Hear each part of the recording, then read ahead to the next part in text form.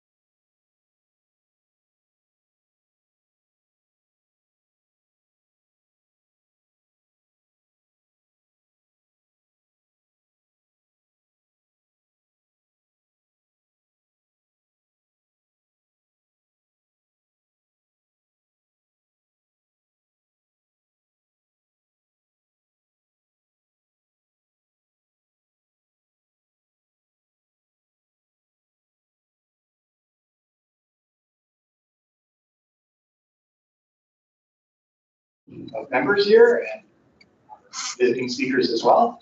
Good to see you. Before we begin, I'd like to acknowledge that our meetings and our neighborhoods here at UBC are located on the traditional, ancestral, and unceded territory of the Musqueam people. I have not gotten any reports of possible conflicts of interest from any of the board members in advance. Would anyone like to declare any possible conflicts of interest before we begin?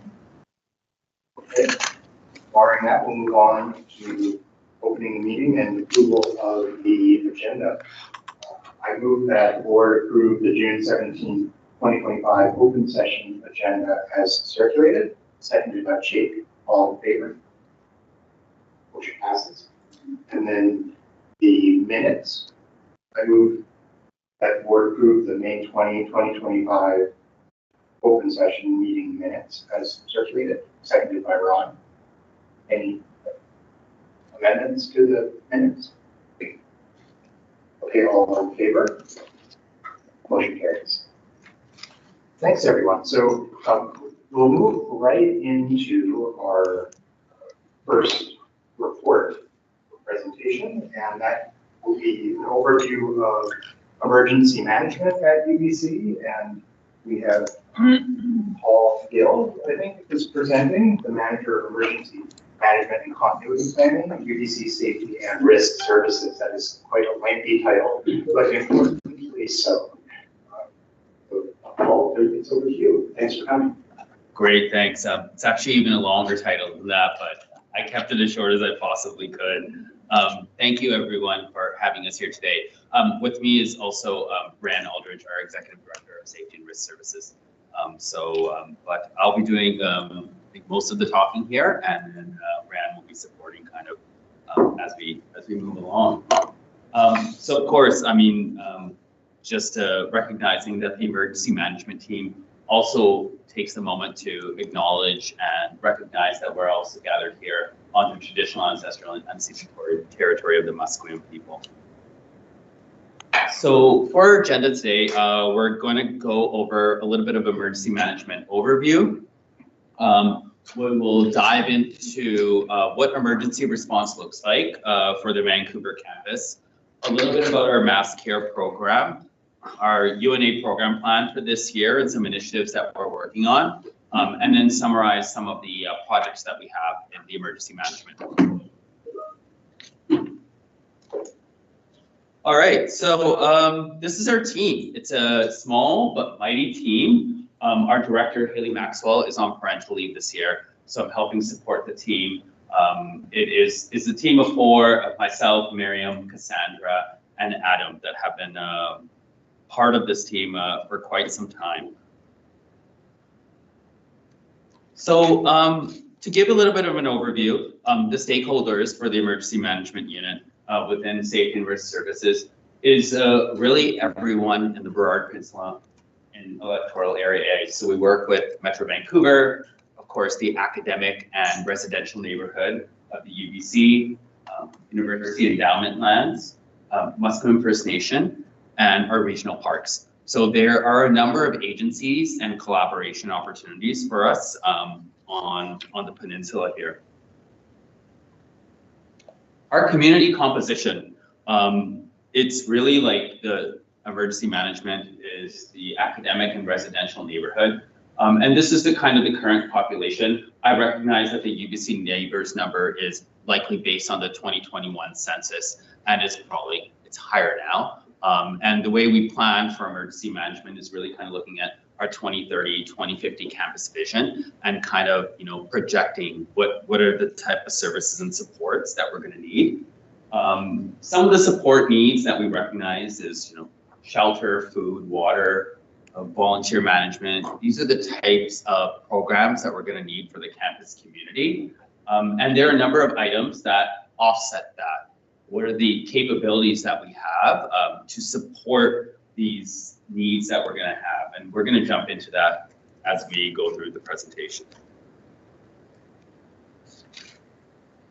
So overarchingly, the Emergency Disaster Management Act, which is relatively new as of 2023, is the Comprehensive All Hazards Approach Act for the province.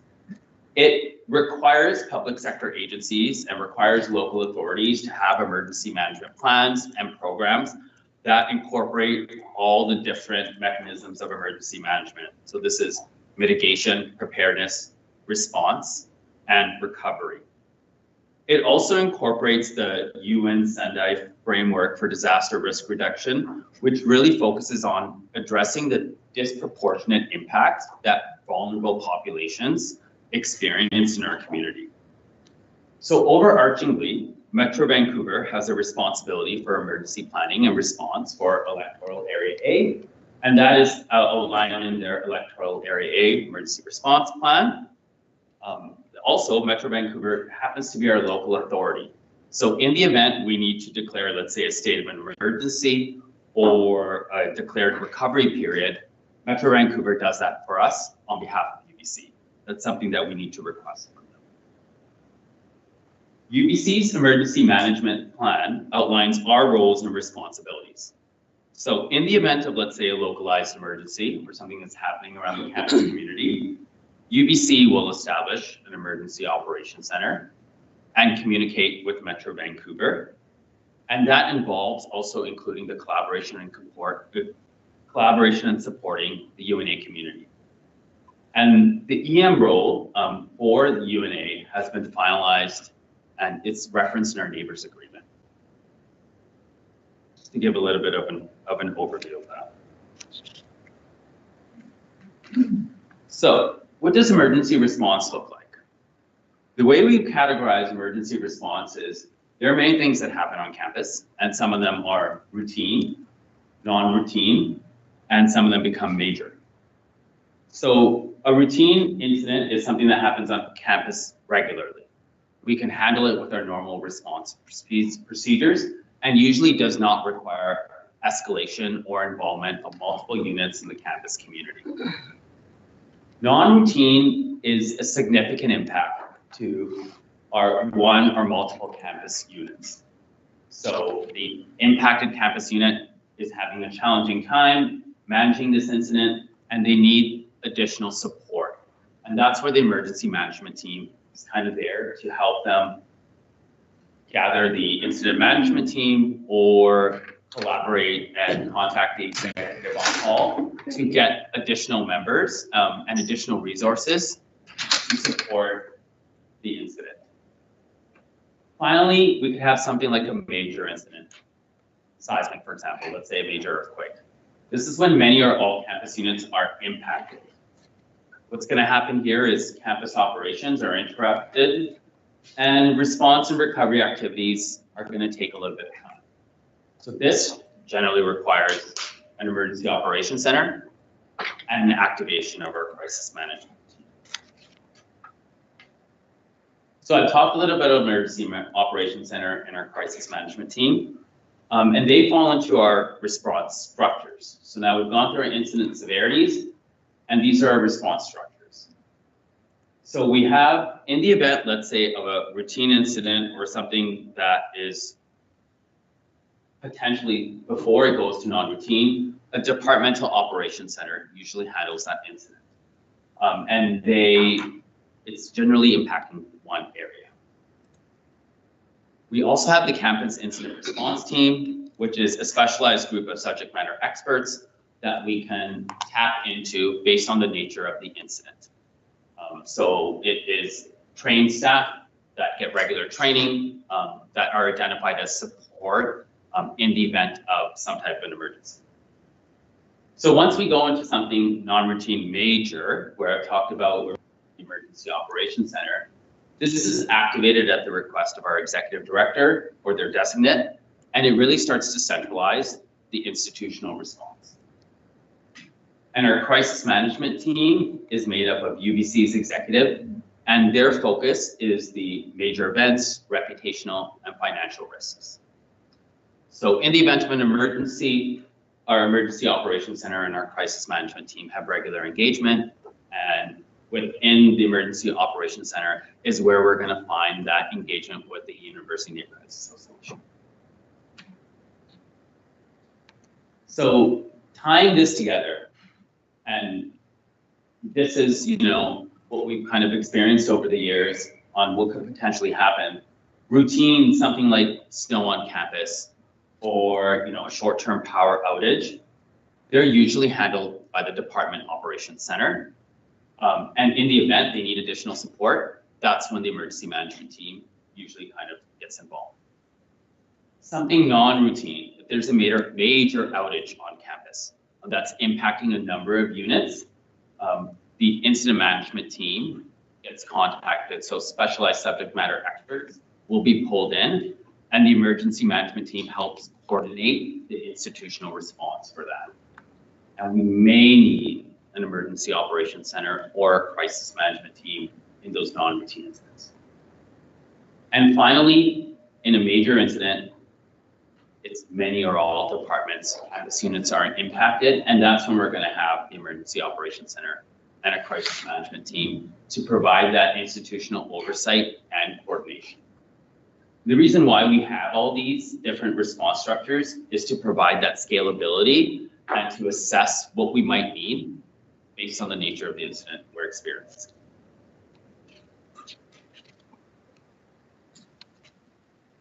Our response structures are nested in a number of other response structures.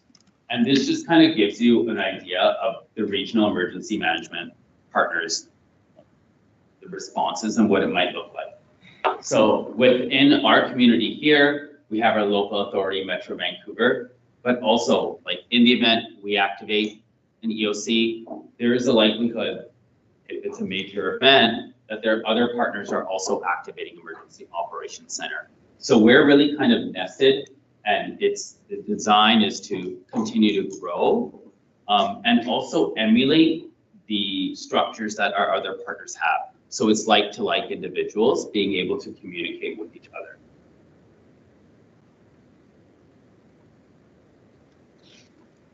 So in the event of an emergency, I think I've kind of talked about this a little bit, is how does that work? It's the UBC EOC liaising with the administration side of the University Neighborhoods Association.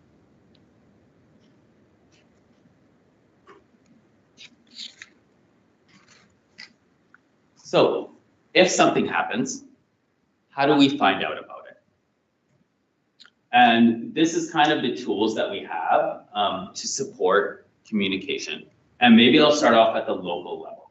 So UBC Alert, UNA members are also able to be on UBC Alert and get those text messages. Typically we send out like a shakeout text message. So that's one communication tool. That's our mass notification system, which is UBC Alert. So a major incident impacting campus community that might be the tool we use. Another tool we have is the UBC Safe app. And this is a downloadable app that we generally send push notifications to. And that's available to the public, Google, Apple, the Play stores, it's available there. Regionally, we have the Alertable app. And definitely recommend this for consideration. And this is something that you do need to download. But what's wonderful about this app is, especially if there are individuals living in other parts, it tells you what are the impacts in the Metro Vancouver area. So if something is happening in Coquitlam or something is happening in a nearby city that could be impacting routes or travel, that's how we really kind of find out about it, is through the regional Alertable app. And finally, we have Alert Ready, which is our national system. So an example of Alert Ready is, let's say, the Amber Alert messages that you might get. That is the Alert Ready system. Another example is the Earthquake Early Warning system. So if that gets triggered, that Alert Ready is the system that actually sends that out. And you don't need to sign up for that. That's just a geo-fenced kind of system that automatically sends out the messaging. So usually if there is some type of a national, or let's say an earthquake early warning that comes into Alert Ready, the Alertable, our regional one, will rebroadcast that. And then for the smaller felt earthquake that we had in February, what we did was a push notification through the SAFE app really just kind of focusing in on the impact of the campus community.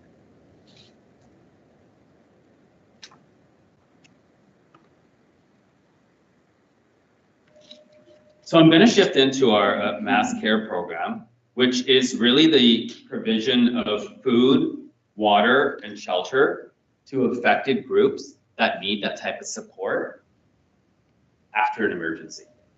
So it incorporates the reception center, shelter, and emergency feeding. This is a program that has been in development for years and years, and UNA has been involved in its planning actually since 2018. So it's been a long road for us. As you can see, we had the plan development, and then we had a pandemic. So all the plans kind of got put to the side for a little bit, but then we got back to it once we started to resume operations. And in 2023, we did operational testing. It was a functional exercise and training, and that is kind of outlined just right under there, where we actually were able to set up a mass care site, test that out, have about 60 community members from the UBC community volunteer, get trained to set up a mass care site, and really kind of walk through how are we going to activate this capability when we need to do so. In 2024, we kicked off our capital projects, which I'm going to talk a little bit about as we move forward throughout the presentation. And later on in 2024, we really kind of did some tabletops, some exercises to further validate the plan that we have and really kind of build us a pathway on how do we need to grow this program in the future.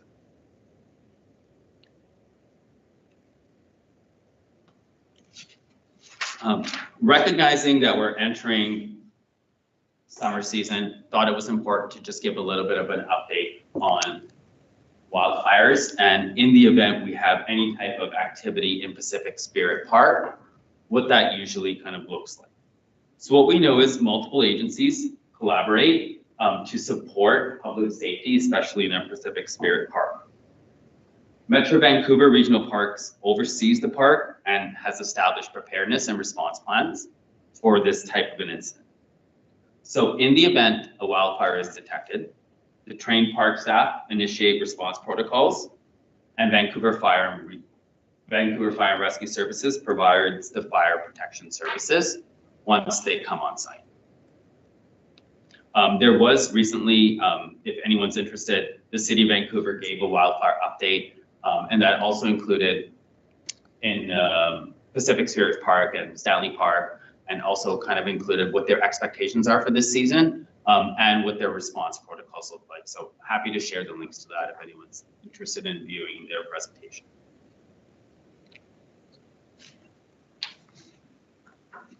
So what does the UBC and UNA program look like for this year? Well, we have a program plan that we renew annually. So some of the things that we always have in place is educational resources, emergency preparedness booklets, and I know we keep some of them here at the community center as well. Communication toolkits with tips. Our team is at Neighbors Day. We're in the planning process of having some preparedness workshops this fall as well for the community here. We're also looking at training and exercise. So specifically, it is the UNA admin team usually participates in our, let's say, EOC training or mass care training that we will be providing. But we're also starting to work with Properties Trust and the building managers to kick off a 3-year training program. That's going to include introduction to emergency management essentials, and then we're going to go into, in year 3, really like rapid damage assessments and how to kind of support that type of a program as we continue to mature.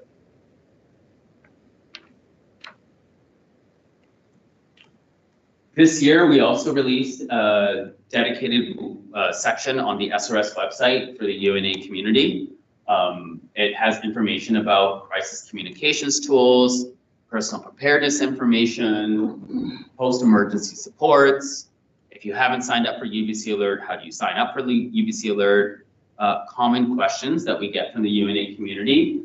And I've linked the webpage over here. And that's something that we intend to continue to build on and collaborate with your admin team on that.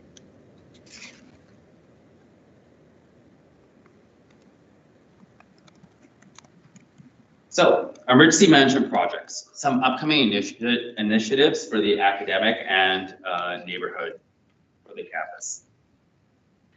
Right now, we're looking at upgrading the generator at our mass care center to provide and be able to provide the type of power we may need in the event of actually needing that mass care site. Emergency fuel, we're working on having a diesel fuel reserve for campus, recognizing that we are on a peninsula. So if we have a major seismic event, how are we going to get fuel? So recognizing that, we have a capital project to develop fuel reserves and maintain them for the campus community. Emergency communications, this project is complete.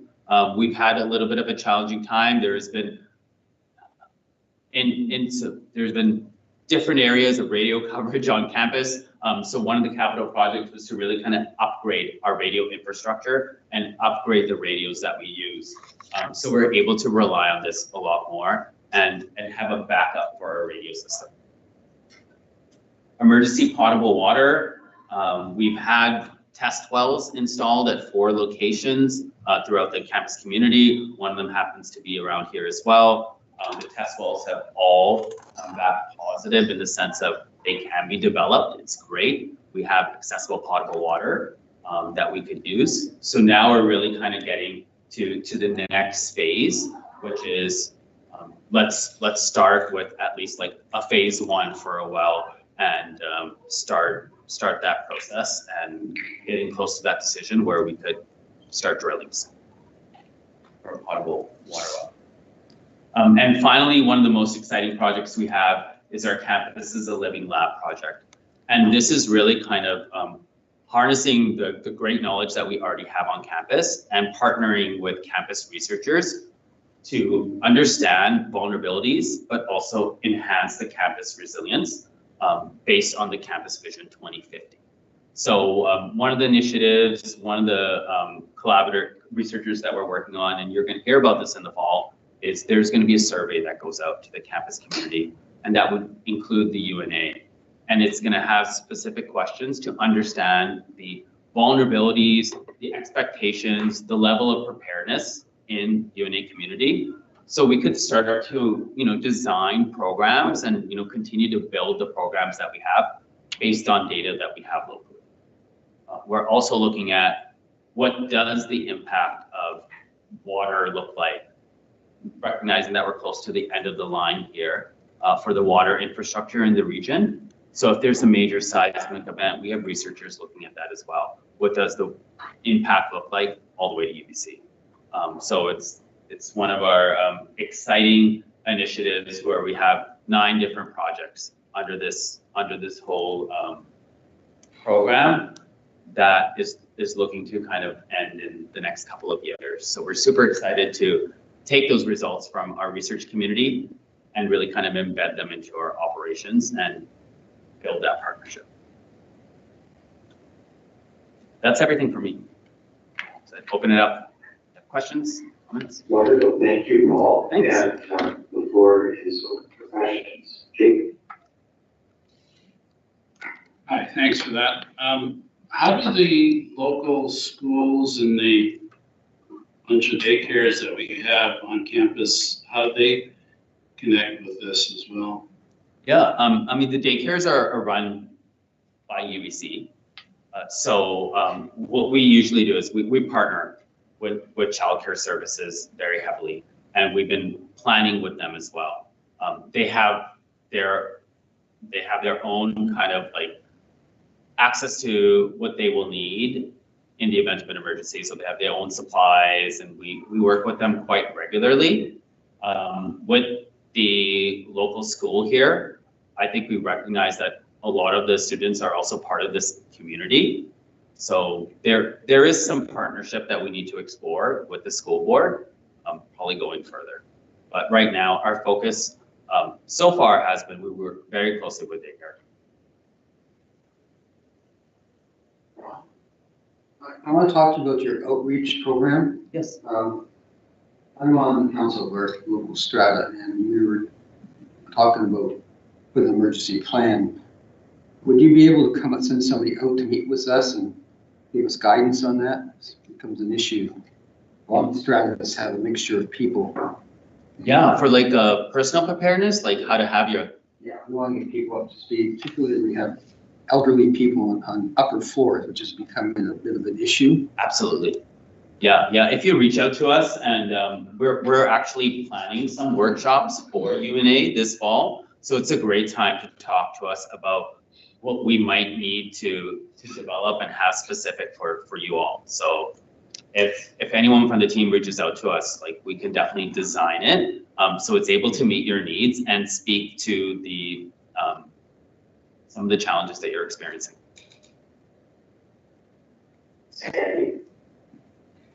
Thank you for sharing. I just want to ask our UNA, since we are the partner for UBC emergency team, we have our own EOC, Emergency Operation Center.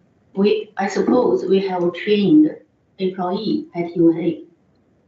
So I want to get the detailed responsibility for this trained employee. What is the responsibilities for UNA employees? Thank you. So as Paul outlined, if there was an event that required the opening of an EOC, that would be done at UBC and at Metro Vancouver. The UNA does not have an EOC capability, but we would support the UBC EOC in that process. So our staff that have some degree of training in our operations group would participate in that, and you saw the role there was really at the administration level liaising with the EOC on the emergency, the activities of the EOC. My question, I think, related part to Ron's question. If UNA will reach out to UBC Emergency Operation Center or like how to know the exit areas for the building, for the stratas, we will reach out to UBC, or like Ron, strata will reach out to UBC. So I guess you're talking about whether the UNA can coordinate the kind of educational aspects of emergency preparedness for the stratas. Is that what you're at, or are you talking about during an actual event? That is only one aspect. I hope as UNA, we have our own, not center, but perhaps a designated employee was trained. And this employee plays a role as a liaison with UBC. We do have operations staff that have a certain degree of training in the emergency preparedness system, and we collaborate with UBC that carries the responsibility for response in any kind of emergency. So that would be through the EOC or whatever the case may be.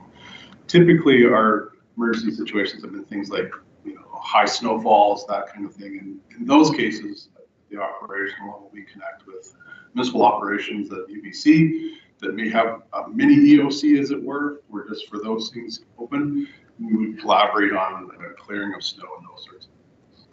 In terms of the potential of a mass event, which is when the EOC at Metro Van would be engaged and the EOC at UBC would be engaged, then we're really relying upon those programs to support the community in that kind of event. I have another question for Paul. The first question is now, if something happens, we now rely on the alert notification system. However, if residents has no this kind of notification, like phone not signed, do we have some special designated area and the residents know where they will go? For example, the reception, where? Do you have already in the mind and can share with the residents, and we know not only rely on this notification system?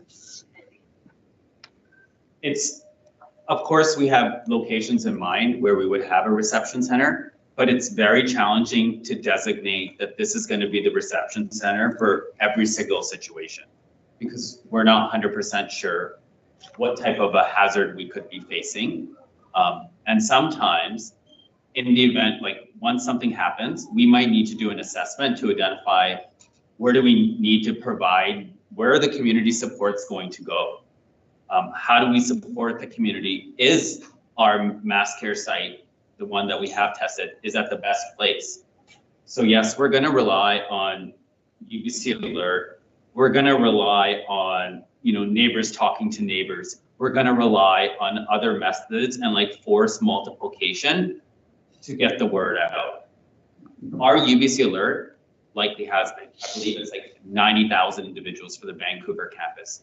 So it will cover a large amount of the community. Other tools that we have is, usually it's digital signage. We would of course be liaising with the UNA operations team at that time to make sure that we can get the messaging out. Because of course we'll use UBC alert, but UNA operations will also likely know, are there other methods of communication? And that's when we would engage with them, right? But we would also rely on the force multiplication to get the word out. As Ron was suggesting, stratas very much should have or look to put in place some kind of emergency response plan of their own for their strata that involves providing information to residents about how to prepare, but also in the case of an emergency, it's neighbors looking out for neighbors. So stratas having someone designated to check and make sure that everyone got the message, for example, that there needs to be an evacuation or such like. I think that would be an emergency plan on the strata level would be really valuable. I had a question related to extreme heat events, and I'm wondering if your emergency management planning extends to extreme heat events, or if it falls into a different bucket. So it generally falls into, I would say it generally falls into a different bucket in the sense of cooling centers and what we might have on campus. I think if it starts to impact the campus community so much that we can't run our operations, and we're starting to see it impact the mission of the university or the way we need to operate or the services we need to provide, that's when the emergency management team will come into some support and really kind of coordinate the response at that point, because that's when we recognize that institutionalization is required. yeah, I guess we have campus community planning representatives here as well, and just given that we have all those years as well as yours, I would just say that probably for the foreseeable future, the single biggest dangers to the most vulnerable are going to be extreme heat events. We don't really, as far as I'm aware, have really good records on the impact of the heat dome and how many premature illnesses or even deaths might have been related to that. There is work on that kind of thing in other places, and so in any case, those are the kinds of emergencies that we need to be ready for, in addition to the kind of the more conventional ones, so to speak, of earthquake and wildfire. Carol? Thanks, Eagle.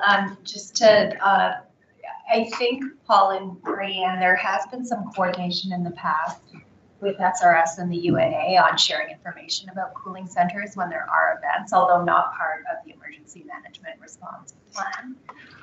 And in terms of the coordinated effort on dealing with these types of issues that you've described, a lot of the policy recommendations are showing up in the NCAP as climate adaptation. So that's sort of the policy framework where that work is happening. Thank you. Are there any other questions? Okay, well, thanks so much for coming. This is a subject of considerable interest among residents and board members as well. And we think we're glad that UBC is working hard on this. Hope you get your wells drilled. It's very exciting. Very exciting. Very Yeah. excited. And in any case, we'll look forward to working with you years to come. Thank you. Appreciate it, everyone. Thank you for your time. All right, so with that, we will move on to our regular reports. We have the campus and community planning monthly reports. Carol, do you have anything to introduce there, please? Thank you. The report is before you. Maybe I'll just point out a couple of things. I don't know if anyone had a chance to catch the T100 that happened this past weekend in and around UBC. But I feel compelled to share with you all what I saw, which was I was not on campus. I was at home watching this televised event, which was broadcast to millions of people around the world. It's the first time that Canada hosted this event. And it was a big deal. It's a big international triathlon event that travels around the world. And they had the athletes, the elite athletes that had just come from Singapore. They're stopping in Canada. They're moving on to Qatar, and they go around the world and compete. The footage that they showed on the TV was the athletes down at Locarno in Spanish and coming up to UBC and cycling around the roads. There was this one view of the swim course, and there were orcas on the swim course at Jericho Beach. And so I think that we're going to have a whole lot of people coming to Vancouver and UBC as a result of this. It was remarkable, but yeah, the broadcasters turned all their attention away from the athletes and just went and panned on the orcas for 10 minutes and kept talking about them. So it's a pretty cool thing. Besides that, I'll just point out that we now have an approved Westboro Place neighborhood plan that's available online. The property committee met in early June and approved that plan. So now we'll be in implementation mode of that plan over the next many years, working with the UNA and others on bringing that plan to fruition. So we'll look forward in future conversations on how we coordinate and collaborate with the UNA on the implementation of that plan. And the other thing I'll point out is the Neighborhood Climate Action Plan that was approved last year has a report available online, which is something that we're going to be doing on a regular basis. It's a status report to say how we're doing on meeting a lot of the actions and recommendations in that Neighborhood Climate Action Plan. So if you haven't had a chance, I would encourage you to check it out. And again, it's something that we'll be doing on a regular and ongoing basis. If there is any interest in having the team come to the UNA board and give a presentation on the Neighborhood Climate Action Plan, we're happy to do that as well. But this gives you a good snapshot of what we're at. Thank you, Carol. Are there any questions about the campus and community plan report?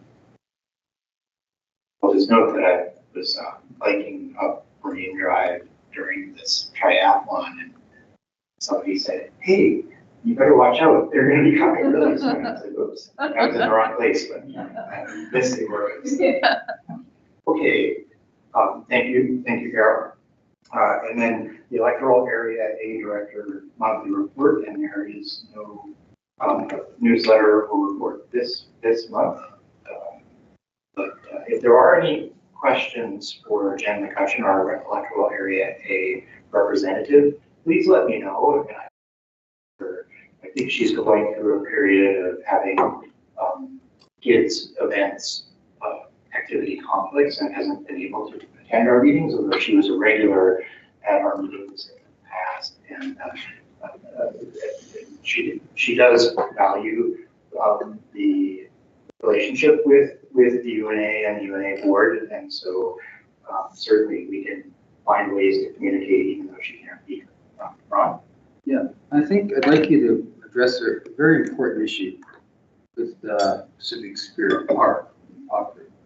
And that's the fuel load that's accumulating in the park on the east side here.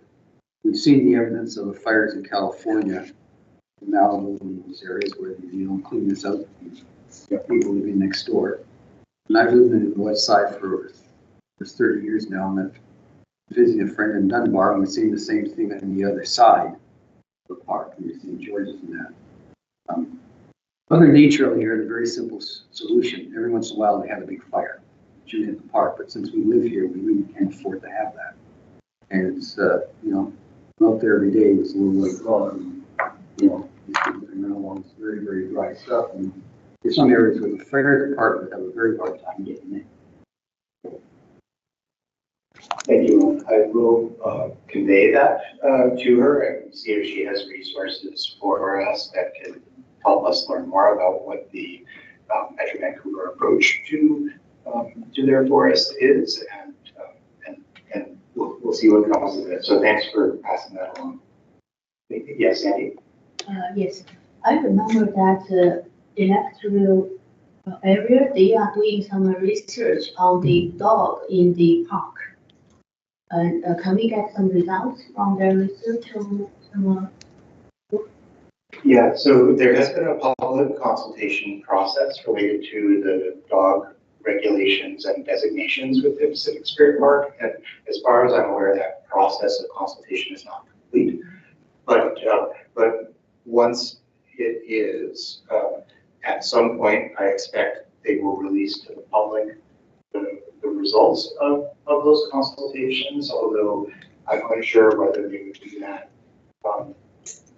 as soon as they're available, or once they start to work on a revision to the dog leash regulations for the park, which is going to be a political hot potato, meaning that it's going to generate a lot of dissatisfaction no matter what they come up with, because there are people with dogs who want to have their dogs off a leash, and there are people who don't like having dogs off leash, and they all use the park. In fact, millions of people use the park.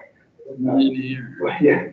So this is it's going to be interesting to see what happens, and like you, I am keen to see what the results of the public consultation will be.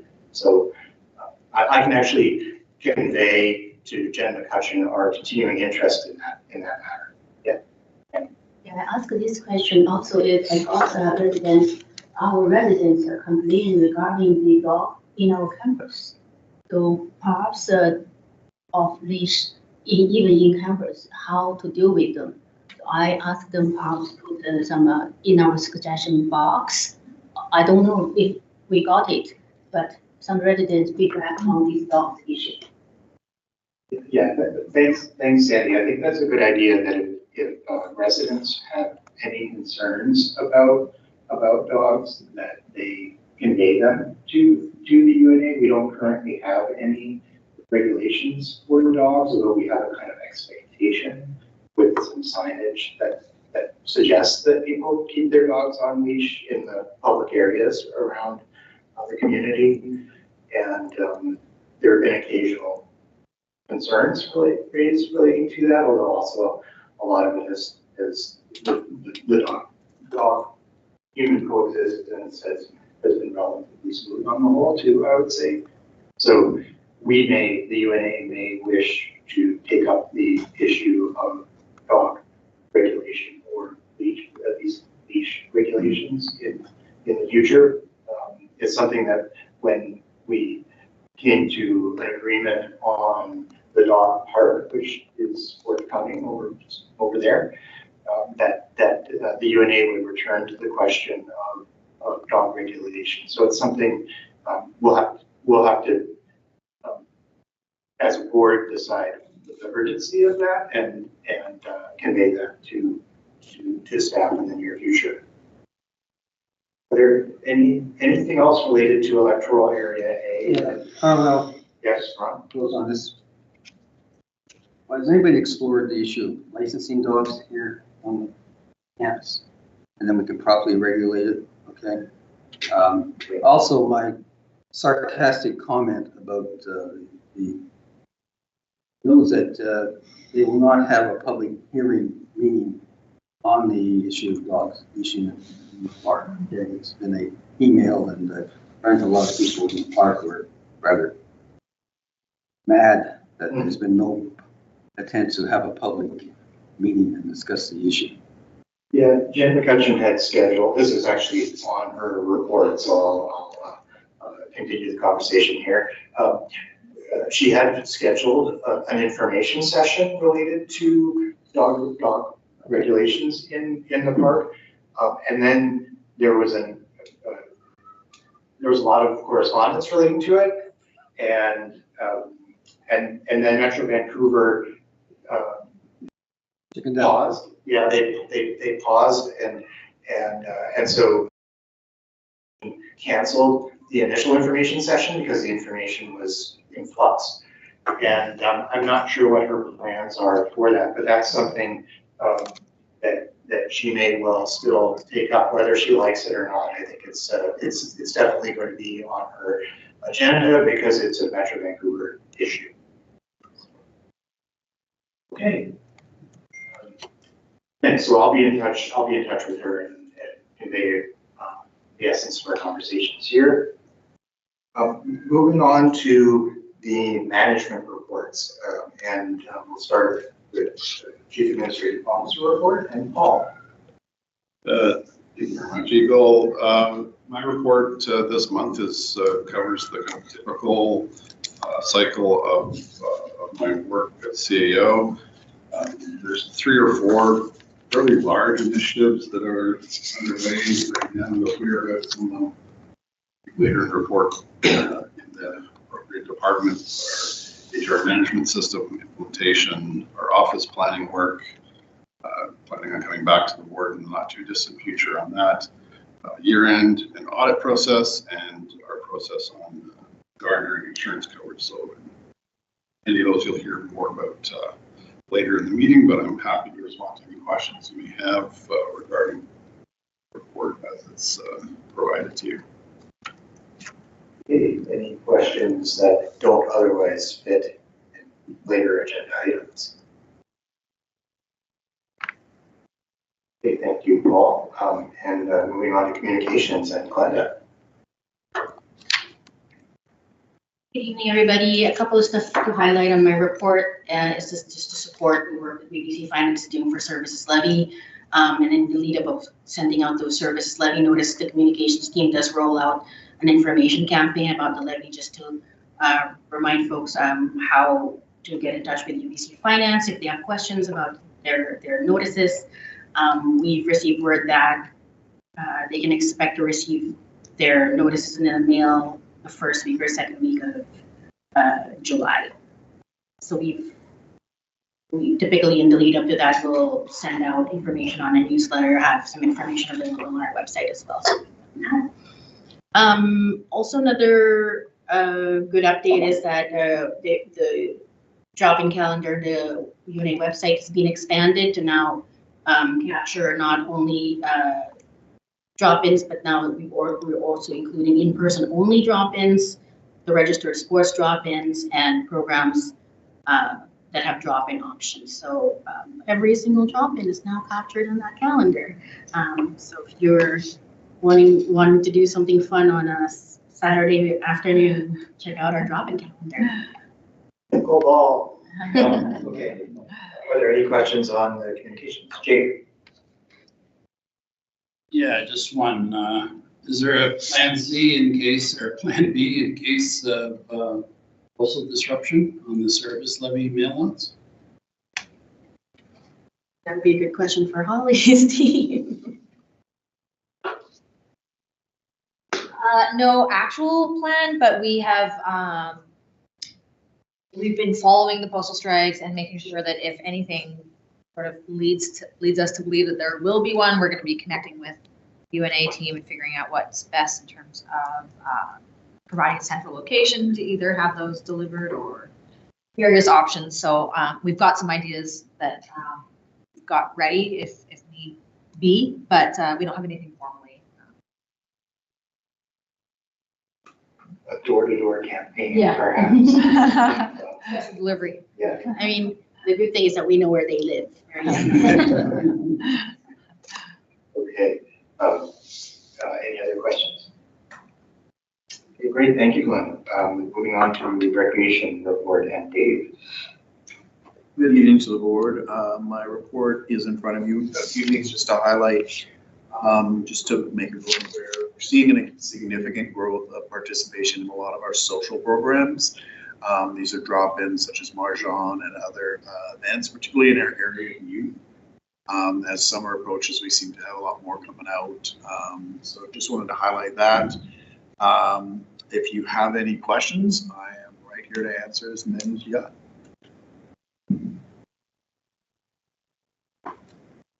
Sandy. Yeah, thank you. So Dave, I saw that customer service, there is a physical one. It is through suggestion box. How will you clarify this physical one or online? Oh, yes. So physical is anything that is handed to spoken to a front desk person, handed to a front desk person, or displayed into the placed into the suggestion box. Now already there. Yeah, the box is out and it's checked every Wednesday. There is one. There was one, yeah, and it was resolved. We did have two others that we didn't have to resolve. They were just telling us that we were doing good. I love it. The doing good box. Yeah. Great. Other questions?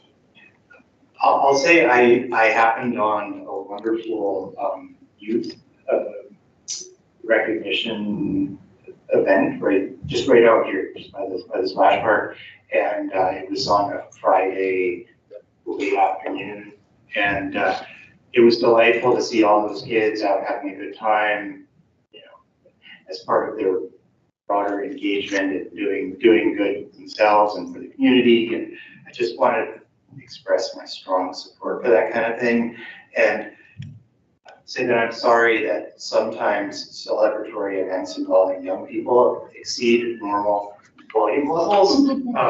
And just to say, I know that that your staff do their best to balance the enjoyment of residents as well as including youth, and the reality of living in a very dense urban space. And I'll leave my comments at that, but I wanted to just make sure that your staff know that their work here is appreciated. Thank you for the comments. I'll make sure to pass that on. Jacob? Yeah, just a note on your season to date for spring, summer, about 70,000 short to last year. Do you think, I know there's still a lot of runway to go yet, but do you think that you'll hit last year's target at least? I think we'll surpass it. The numbers that aren't there right now are summer camps. Yeah. We usually get about 50% of our registration prior to this cutoff.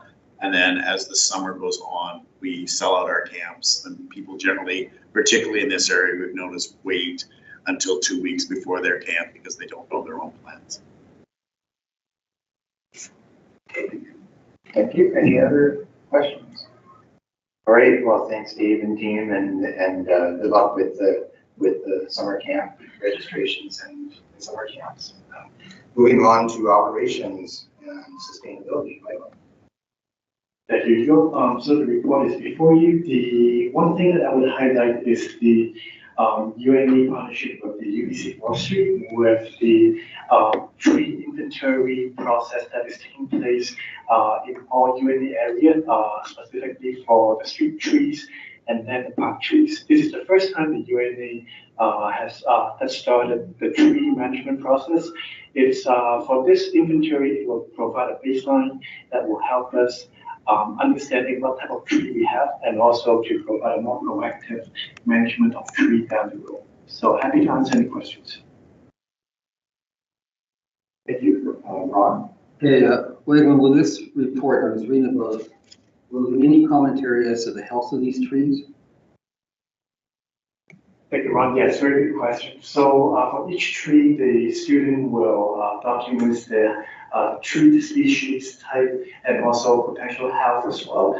And it will generate a huge GIS data set that we will be able to monitor the trees down the road. So the intention is it will provide a high level of view in terms of what kind of trees we're managing, and also it will help us to down the road to manage the trees more in a micro level. I have another question for the report. See on page 45, you now resolved with UBC Municipal Services who's going to do what in the area of road and sidewalk maintenance.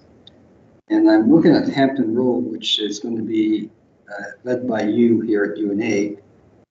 And I'm going to make a request. I talked to a few my neighbors, Sport St. James House. Is it possible for you to send out some sort of notice or email to the Stratas explaining what the work will be done? Okay. And ancillary to that, do you have a cost estimate yet on this? Hi, Rob. Thank you very much for asking. So in terms of the scope of work, we just recently was able to finalize with UBC. In terms of the cost estimate, we have a very high level cost estimate. I would say we will need to get into the market to provide the scope of work to get a more accurate cost estimate down the road. And as we have a more concrete plan in terms of timeline, then we will be able to provide more communication piece to all the residents so that they can be prepared for the impact and potential road closures. So when you have a better idea of that, you'll put that in your report that we should rather.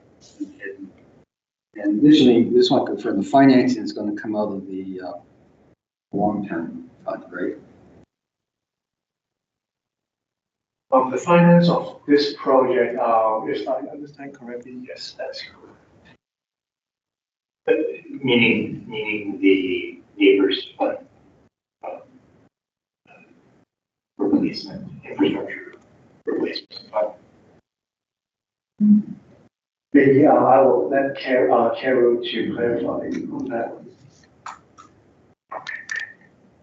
Without having all the details in front of me, I think that's part of the conversation that UNA is having with campus and community planning, using the neighbors agreement as a framework to be clear about what's replacement and what's repair and how it conforms with the language and responsibilities in the neighbors agreement. So we might have to wait for a report on the specifics of this. Is that what I'm understanding? I get that is correct. Evan, did you? Oh, I thought I saw your hand. I had a question, Wayland, relating to noise complaints that arise from sources outside of the UNA. And this is something that we've had before with some noise up on East Mall that was making its way into the Hampton neighborhood. And as you know, recently Triumph has done something, upgraded something that's created a very noisy 24-hour problem. And this is most notable right now around Nobel Park, the Nobel Park area. And I'm wondering if you could just give us a reminder of how we at the UNA deal with these kind of noise problems that originate off of outside of our jurisdiction, but with our partners, so to speak. I guess in this case, Triumph, which leases their property from UBC Properties Trust. If I know, that would be helpful to know also, like what the structure is there, and who is ultimately responsible for Triumph. Okay, that's my question. Thank you, Igor. So typically, we work closely with our partners in UBC compliance offices. So whenever we receive a noise complaint, for example, whether it is coming from UBC student housing or from FP Innovation from a listed land that is owned by UBC or from Triumph. So typically what we will do is we will connect with compliance office to indicate there is a noise concern coming from our residents. And at the same time, our team will also do fact checking, making sure and documents the noise issue that were observed. And we will go from there, connect with compliance office and then to find the solutions. Maybe for Triumph, it's the first, I would say it's the second time in my work as an operation manager that we got a noise issue. And the first time when we reach out to the operations team, which they respond relatively quickly. And for this time, we have already reached out to the team, and their team has responded to looking into any anomaly and will get back to us. So this is a quick status report. But having said that, we will continue to work with the compliance office and try to actively address the issue. Thank you so much. Thanks for moving quickly on it. And I think our residents will be grateful and pleased that we will put these kinds of concerns with dispatch and a sense of urgency. Evan? Just add one more question. It's also it's a noticeable problem. Is there is sometimes a speeding driver. So speeding driver, like even like in the Bernie Avenue is very like narrow street. Somebody like driving a car like crazily, like fast. So yeah, it's definitely very dangerous to the people and the children there. So I just wondering if it's possible, like we should be considering, like to use a speed bump something, because like right now in the street, I think some didn't see any bump or it's too low. Like it doesn't try to prevent people like driving fast on that narrow street. So maybe we should have an evaluation or just see how to solve these problems. Yeah, that's actually a good question. So typically, in terms of installing speed bumps, the first thing that we will need to do is we will typically work with UBC campus planning and transportation engineer to do a speed audit. So and also taking a traffic count to see if the traffic that is driving around the area do noted traffic at high speed. And then based on the actual survey result that we get, that we will plan out for whether it is the speed is high enough to warrant a speed bump, or we will perhaps do other alternate measure, whether through education campaign with residents to remind them. And another item that I would like to flag is for issues, I would strongly recommend, if anyone observed that, please report it online to the LCMP. There is an online portal that residents can report speeding issues. So with any data point, it will actually help them to direct perhaps resources in terms of trying to address some of the safety issue that a lot of the residents observe. And I assume that loud vehicles, especially on Marine Drive, where there's a combination of noise and speed, but we just get the noise. But is that something that we could report to the RCMP as well? Okay, I would suggest to report to the LCMP. And having said that, with additional data points that they, from time to time, they also do speed track and also making sure there is no high-speed traffic as the LCMP representative from time to time mentioned about it. So I would recommend to do that. Just one final point related to the crossing by the splash park on Bernie. So it's just right up here. It's hard to get going too fast on Bernie. It's really narrow and it's not a very long street. However, speeds over 30 even are potentially dangerous because of the proximity of children there. It's the splash park ends maybe 4 meters or so from the pedestrian crossing. It is a marked pedestrian crossing, but if people are coming in faster than is considerate and advisable in those circumstances, it poses a danger to kids. So it is something it's not around on Facebook and Instagram concerns about that crossing, and I'm not quite sure how to suggest that we proceed with that, but I wanted to flag it as Evan was for now as a concern. Carol? I think, Eagle, the comments being raised around speeding and behavior in the neighborhood are really helpful feedback that could be used as we start to implement Westbrook Neighborhood Plan. We talked a lot about engaging with the UNA and gaining some of this experience intelligence. So we're going to be talking about that in earnest moving forward. And I think rather than create a separate process for these types of one-offs, it would be good to look at it from the systems perspective. And maybe we can talk more about that as we go into the implementation mode and coordinating with the UNA on what that engagement looks like. And that's one of the things that we'll be talking about. Great, thank you, Carol.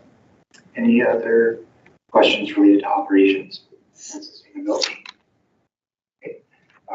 Then moving on to finance, Dina.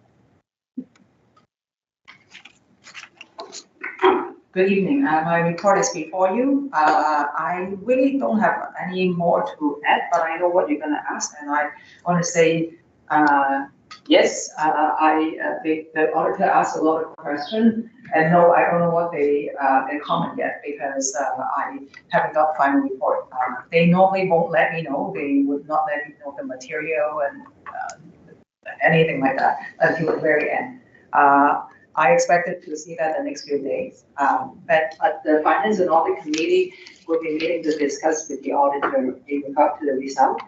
Since the auditor won't be able to make it on the July board meeting, because we changed the meeting. Let's put it this way: they can in the original time schedule. So I encourage you, if you have any question, if you can pass on maybe to Jake and then to the Finance and Audit Committee representative, and they will be able to convey to the auditor. And also, I want to mention one more thing. What Glenda just mentioned in regard to working with UBC for the neighbors levy, that would also be in the agenda of the upcoming Finance and Audit Committee. Because Holly is the expert and she's there for the whole hour and answer us questions. So I also encourage you to attend if you have any questions in regard to the neighbors levy. That's my report. Just wanted to add to what Athena commented on in terms of the audit. Given the change of the board's meeting schedule and the fact that the auditor can appear at the board during the finance committee, other board members are welcome to attend that finance and audit committee so that you hear directly from the auditor as well. You don't have an opportunity to vote necessarily in those meetings, but you can certainly attend hear the discussion. Might be beneficial if you have a particular interest.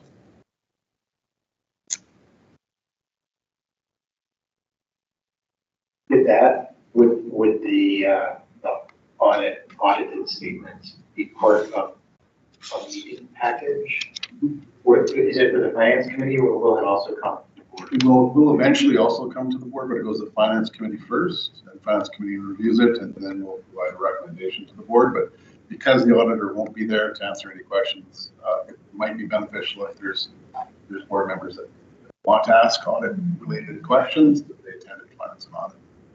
So in the case that any board members would like to attend that meeting where the auditor will be present, then I think you just let Chris know, and Chris would then send the Finance and Audit Committee meeting package to those interested in attending, just so that they would have access to that first round. Yeah. Okay. Got the point, Chris. Sandy? Yes, on page 47. During this total recreation and culture revenue at year end is 8% higher than budgeted. My question is, this just mentioned about the Westbrook Community Center. Is there any program in Audubon Community Center? So I'm going to just take a pause, Sandy. Right now we are on the finance report, and so we haven't hit the financial results report part of the meeting. However, that is the very next thing So I think what I'm going to do is ask Athena to try to remember the question, or else you can restate it very shortly, but I want to make sure that we complete the finance report, management